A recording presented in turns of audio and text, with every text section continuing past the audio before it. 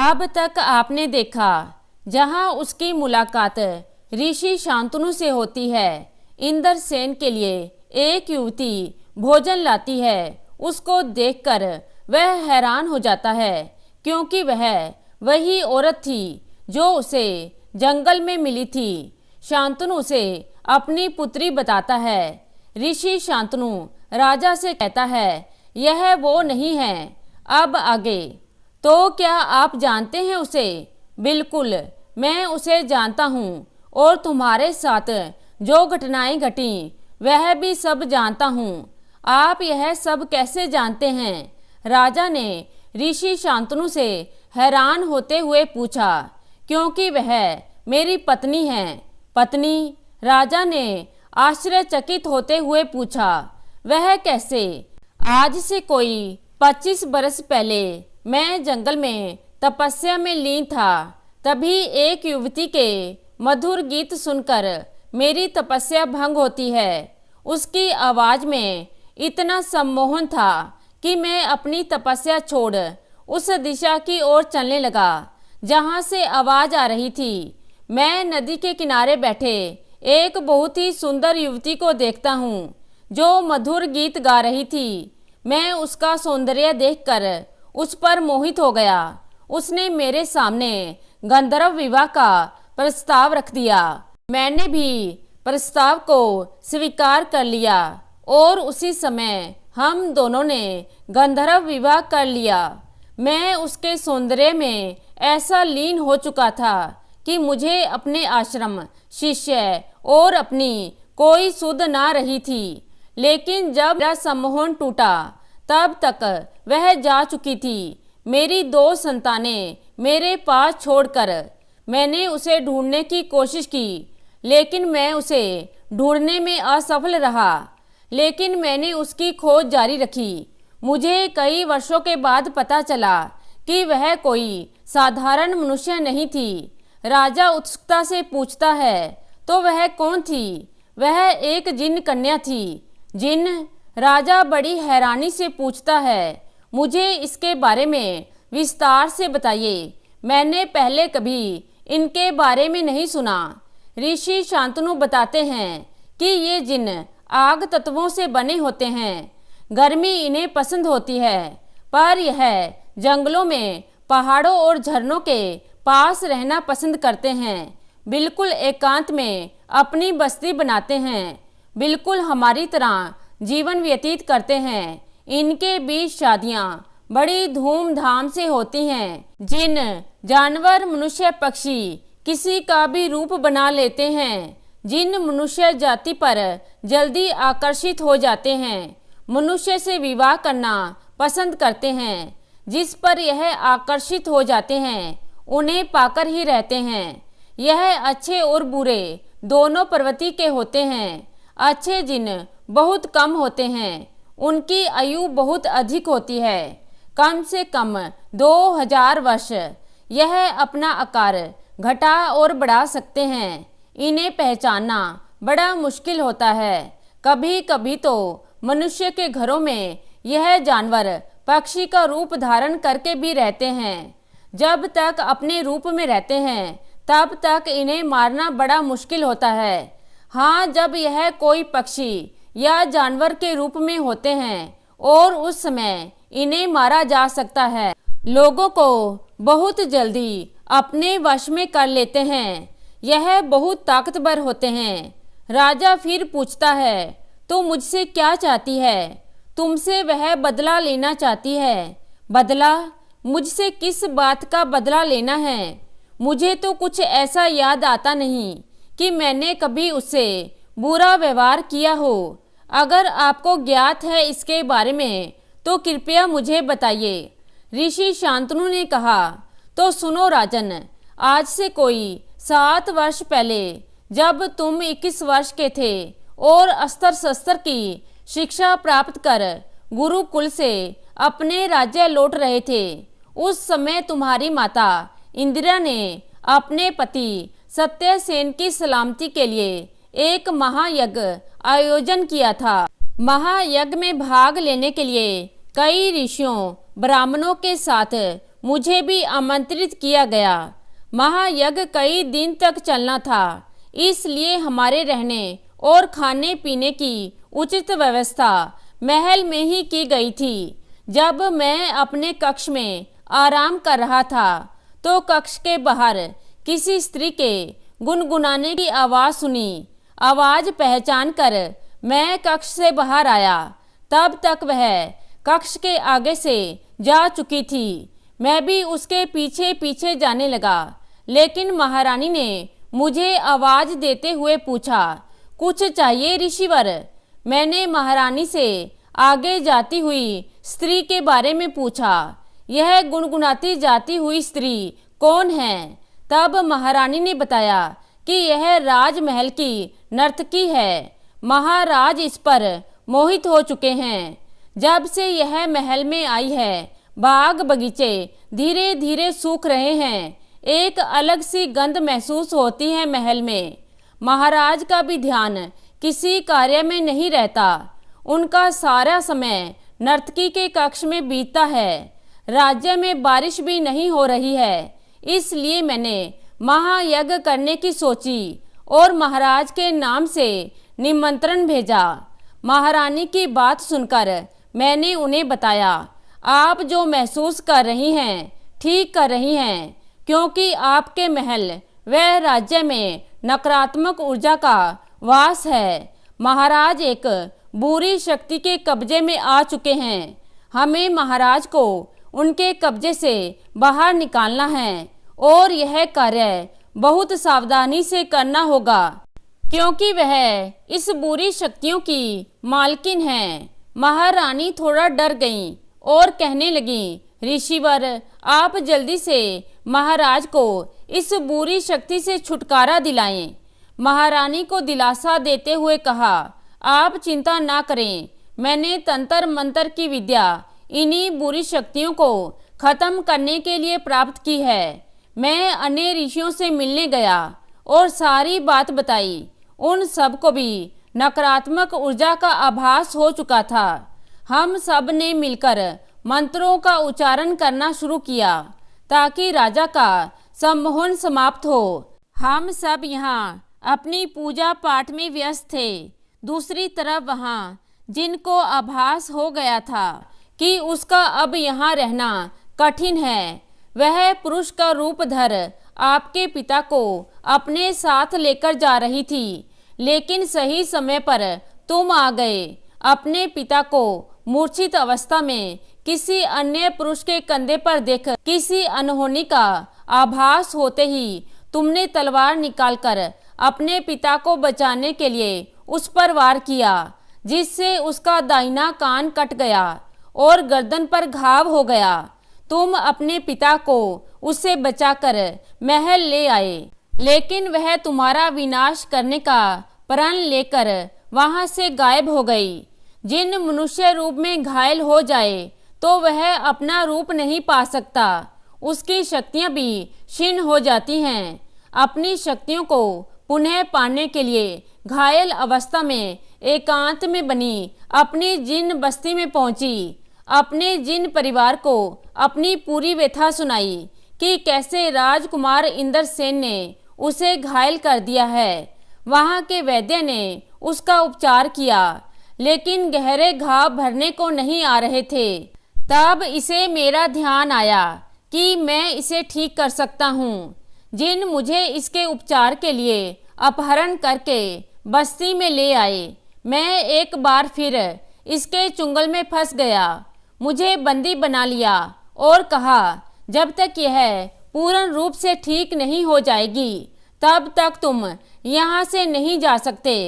मुझे जिन जड़ी बूटियों की आवश्यकता पड़ती, जिन मुझे लाकर दे देते, मैं इसका उपचार जल्दी से जल्दी करना चाहता था ताकि मैं इनके चुंगल से निकल सकूं। रात में यह मुझे इस स्थान पर बंद कर देते। मैंने उस स्थान को खोदना शुरू किया।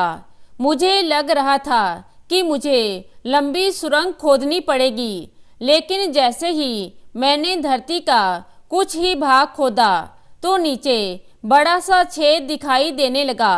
तब मैं समझ गया यह बस्ती धरती पर नहीं है, ये तो आसमान के बीच थी।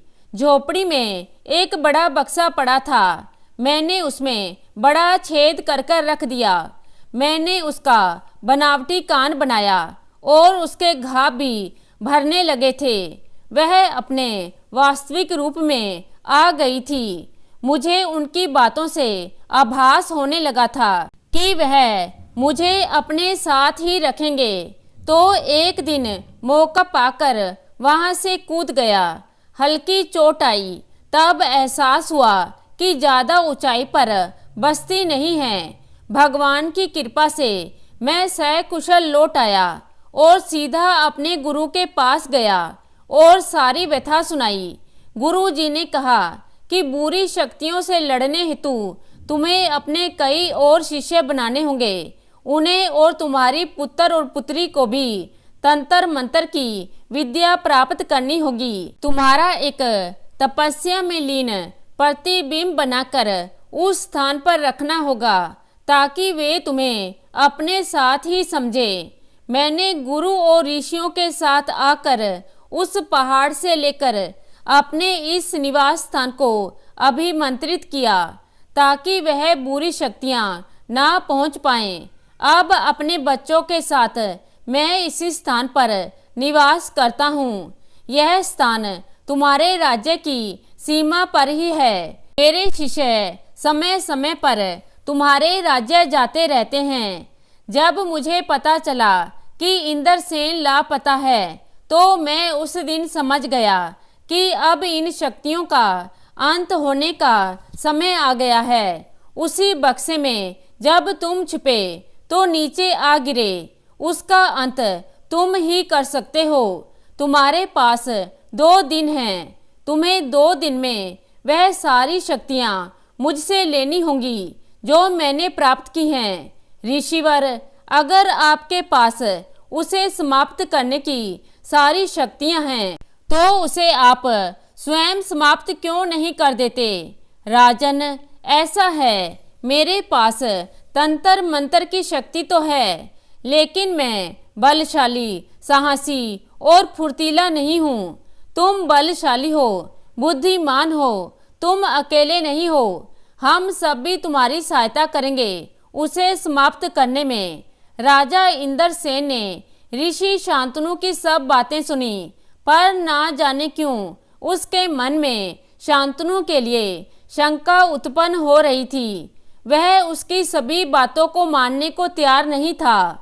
इंद्रसेन को शांतनु की चमत्कारी ताकतों की कहानी पर यकीन नहीं हो रहा था। राजा सोचने लगा कि अगर ऋषि शांतनु की बातें सही हैं तो मेरे राज्य को भी इन शक्तियों से खतरा है। महल में ना होने के कारण शायद इन शक्तियों का महल पर कब्जा हो गया होगा। मुझे इतना तो याद है कि मैं अपने पिता को अनजान पुरुष से बचाकर लाया था, पर उसका कई साल तक हमारे राज्य में प्रवेश नहीं हुआ। अब अचानक इतने साल बाद कैसे? उसे कुछ सोचता देख ऋषि शांतनु बोले, किन विचारों में खो गए तुम? राजा इंद्रसेन बोले, मैं अपनी प्रजा के बारे में सोच रहा हूँ। मेरे राज्य की व्यवस्था तो अस्त व्यस्त हो गई होगी। ऋषि शांतनु बोले, तुम राज्य की चिंता मत करो, वह सुचारू रूप से चल रहा है।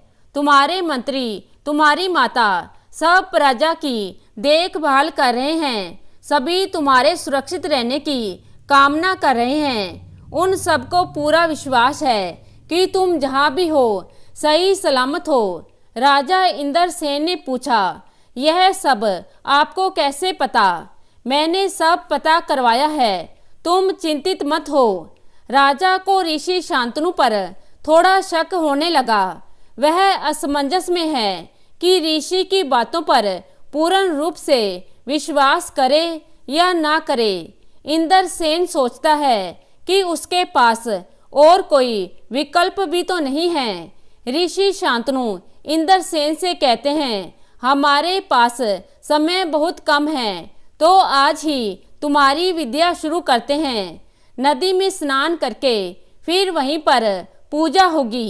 वहाँ हमें एक घेरा बनाकर अग्नि जलानी होगी। इसके लिए हमें बहुत सी लकड़ियां चाहिए।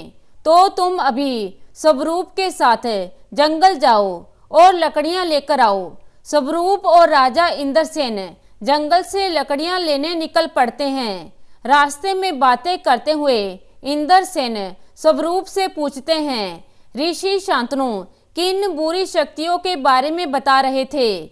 उनसे तुम्हारा कभी सामना हुआ है? मेरा इनसे कभी सामना तो नहीं हुआ, पर मुझे भूत प्रेत आत्मा पर विश्वास है। क्या तुमने इन्हें देखा है? नहीं, मैंने कभी नहीं देखा। तुम कैसे विश्वास कर सकते हो जब तुमने कभी देखा नहीं? स्वरूप ने कहा, पर मैंने सुना है आत्मा हमें दूसरी दुनिया का ज्ञान देती है जो हम नहीं जानते। इंद्रसेन ने कहा, मुझे आत्मा से मिलना है तो कहाँ मिलेगी? उसने बड़े भोलेपन से कहा, घने जंगल में पेड़ पर उल्टी लटकी। इंद्रसेन हंसने लगे। मैं तो कई बार शिकार करने जंगल गया हूँ, मैंने तो कभी पेड़ पर उल्टी लटकी आत्मा नहीं देखी। तुम भी तो यहाँ लकड़ी लेने आते हो, क्या तुमने कभी देखी आत्मा? स्वरूप बोला, नहीं, ये जंगल अधिक घना नहीं है, शायद इसलिए यहाँ आत्मा नहीं रहती। चलते चलते दोनों को सामने एक बुढ़िया बेर तोड़ती दिखाई दी। तो स्वरूप ने पूछा, कौन हो तुम? पहले तो कभी नहीं यहाँ देखा। बुढ़िया बोली, मैं तो सालों से यहीं सामने झोपड़ी में रहती हूँ। तुम बताओ, तुम अजनबी कौन हो? मैं राजा इंद्रसेन और यह ऋषि शांतनु का पुत्र स्वरूप।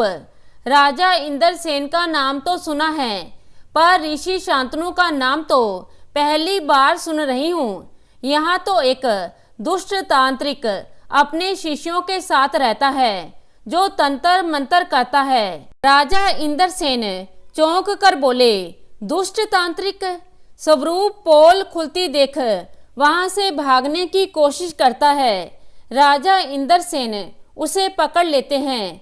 बता, ये सारा क्या षड्यंत्र है? मुझे पहले से ही कुछ शंका हो रही थी। बता, नहीं तो यहाँ तेरे इस कुल्हाड़ी से टुकड़े टुकड़े कर दूंगा।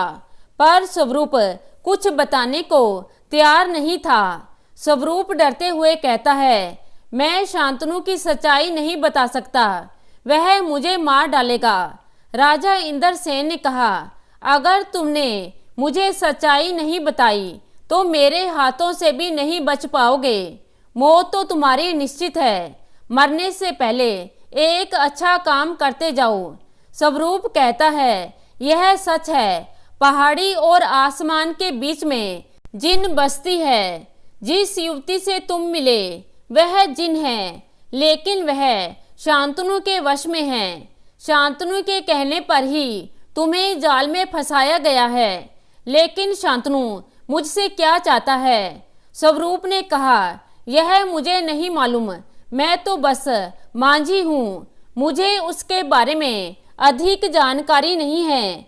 बुढ़िया ने कहा, वह दुष्ट तुम पर तंत्र मंत्र करके अपने वश में करना चाहता है ताकि तुम उसके गुलाम बन जाओ और हरी नदी के पार उसके लिए तिलिस्म का हीरा लेकर आओ, क्योंकि जिसके पास तिलिस्मी हीरा रहेगा वह अमर हो जाएगा और वह कभी बूढ़ा नहीं होता।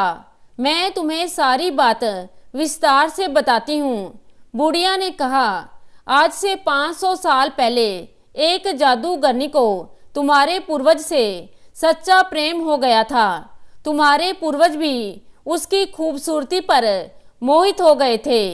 तुम्हारे पूर्वज ने जादूगरनी के साथ रहने के लिए एक वचन लिया, वह तभी उसके साथ रहेगा जब वह तिलिस्मी हीरे को नष्ट करे। जादूगरनी ने कहा, इसे नष्ट नहीं कर सकती, क्योंकि इसके नष्ट होते ही वह भी मृत्यु को प्राप्त हो जाएगी। तब तुम्हारे पूर्वज ने जादूगरनी से कहा, मैं इस तरह जादू भरा जीवन व्यतीत नहीं करना चाहता, इसलिए हमें एक दूसरे से जुदा होना होगा। लेकिन जादूगरनी ने कहा कि मैं तिलिस्मी हीरा कहीं ऐसी जगह छुपा दूंगी जहां किसी को भी ना मिले, लेकिन जरूरत पड़ने पर हमारे वंश का ही व्यक्ति इसको पा सकता है, दूसरा कोई इसे छू भी ना सकेगा। जादूगरनी और तुम्हारे पूर्वज ने वह हीरा हरी नदी के पार छुपा दिया, क्योंकि किसी भी व्यक्ति के लिए हरी नदी को पार करना असंभव है। लेकिन यह तांत्रिक वर्षों से उस हीरे को प्राप्त करना चाहता है। इसके लिए उसने तुम्हारे पिता पर भी तंत्र मंत्र का प्रयोग किया, लेकिन वह असफल रहा, क्योंकि इसकी सारी विधियां मेरे कारण असफल हो जाती हैं। मैं तुम्हारे वंश की बुरी शक्तियों से हिफाजत कर रही हूँ। इंद्रसेन ने कहा, आप यह सारी बातें कैसे जानती हो और तुम मेरे परिवार की सहायता क्यों कर रही हो? अरे पगले, तू इतना भी नहीं समझ पाया अब तक। मैं वही जादूगरनी हूँ। तो आप इस तरह जंगल में क्यों रहती हो, राज्य में क्यों नहीं? क्योंकि बेटा, तुम्हारे पूर्वज दादा मेरे साथ शादी करके अधिक समय तक जीवित नहीं रहे। उनकी मृत्यु के बाद तुम्हारे परिवार ने मुझे स्वीकार नहीं किया। उन्हें यही गलतफहमी रही कि मेरे कारण ही तुम्हारे दादा मृत्यु को प्राप्त हुए हैं। इसलिए सब कुछ छोड़कर मैं जंगल में आ गई, लेकिन अपने पति को जादू ना करने का वादा किया था, इसलिए यहीं जंगल में रहती हूँ। पर कोई मेरे परिवार को नुकसान पहुँचाने की कोशिश करता है तो उसकी सारी कोशिश नाकाम कर देती हूँ। जब तक वह हीरा है तब तक मैं जीवित रहूंगी। हीरे के लिए मेरे परिवार के प्राण संकट में हो। मैं यह नहीं चाहती, उसे नष्ट करना पड़ेगा। क्या तुम उस हीरे को नष्ट करने में मेरी सहायता करोगे? इसमें आपकी जान चली जाएगी और यह मैं नहीं होने दूंगा। इंद्रसेन ने बुढ़िया जादूगरनी से कहा। बुढ़िया ने इंद्रसेन को समझाते हुए कहा कि मैं बेहद समय जी ली, अब पृथ्वी लोक को छोड़कर जाना ही ठीक है। मेरे जीवन के लिए मेरे वंशज हमेशा परेशान रहेंगे। ऐसा जीवन जीकर मैं क्या करूंगी? इसलिए उस हीरे को नष्ट करने में मेरी सहायता करो। इंद्रसेन बेमन से अपनी दादी की सहायता करने के लिए तैयार हो जाता है। बुढ़िया इंद्रसेन से कहती है, वह रास्ता बड़ा कठिन है, तुम घबराओगे तो नहीं? वैसे तुम्हारे साहस के किस्से बहुत सुने हैं। इंद्रसेन कहता है, यह हरी नदी कहाँ पर है? मैंने इसका पहली बार नाम सुना है। क्या इस नदी का पानी हरा है? मुझे जानने की बहुत उत्सुकता हो रही है। बुढ़िया जादूगरनी ने कहा, यह नदी यहाँ से कई योजन दूर है। इस नदी तक हर कोई पहुँच नहीं सकता। इसके लिए जादू नगरी को पार करके जाना होगा। रास्ते में कई पड़ाव आएंगे, कई मुश्किलें भी आएंगी, तब जाकर हम हरी नदी तक पहुँचेंगे और फिर उसे पार करके हीरे को नष्ट करना होगा। हरी नदी को पार करना इतना आसान नहीं है क्या दादी? आपको इतनी दूर हीरा छुपाने की क्या आवश्यकता थी? क्या आस पास नहीं छुपा सकती थी? अगर कहीं आस पास छुपाया होता तो अब तक तो तांत्रिक उसे पाकर अमर हो गया होता और ना जाने फिर संसार का क्या हाल कर देता। इतने सालों में उसने अपनी शक्ति बढ़ा ली है, उसे मार पाना असंभव है। वह तांत्रिक योग विद्या से अपनी उम्र को बढ़ा रहा है। उसकी बढ़ती शक्तियों को देखकर लगता है वह कभी न कभी वह हीरे तक पहुंच सकता है। इसलिए उसे समाप्त करना जरूरी है। बस इसका ध्यान रहे, इस यात्रा और गुप्त रास्ते का तांत्रिक शांतनु को पता नहीं चलना चाहिए। कई वर्ष तक उसने कई तांत्रिक शिष्य बना लिए हैं। उन तांत्रिक शिष्यों को कई बार हरी नदी को ढूंढने के लिए भेजा है, लेकिन वह कभी कामयाब नहीं हुआ।